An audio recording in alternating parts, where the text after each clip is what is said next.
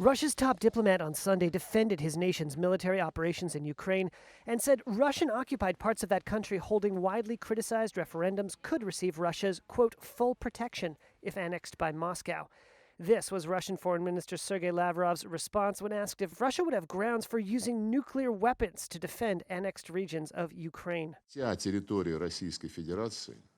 entire territory of the Russian Federation, which is enshrined and could be further enshrined in the Constitution of the Russian Federation, unquestionably is under the full protection of the state.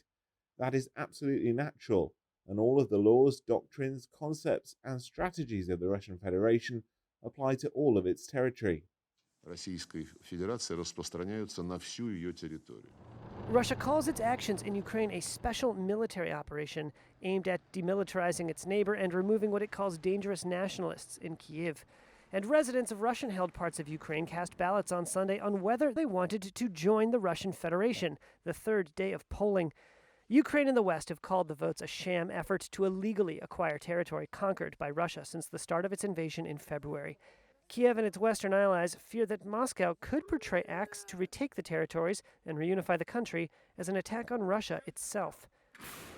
In Russian-occupied Mariupol, some voters see the referendum as necessary. We all need it to have peace here, to get rid of the evil who humiliated, killed and destroyed us. The way they destroyed our city, I just don't have words. We need to knock out this evil to live on liberated land. The annexation efforts come after Russia faced significant strategic setbacks on the battlefield. Russian soldiers beat a hasty and humiliating retreat in the face of a Ukrainian counteroffensive in the northeast part of the country, abandoning hardware and weapons as they fled. Those losses may have prompted President Vladimir Putin to last week order Russia's first military mobilization since World War II. That move triggered protests across Russia and sent many men of military age fleeing. The territory controlled by Russia or Russian-backed forces represents about 15% of Ukrainian territory. Ukrainian President Volodymyr Zelensky was adamant on Saturday that his country would regain all the territory Russia had taken.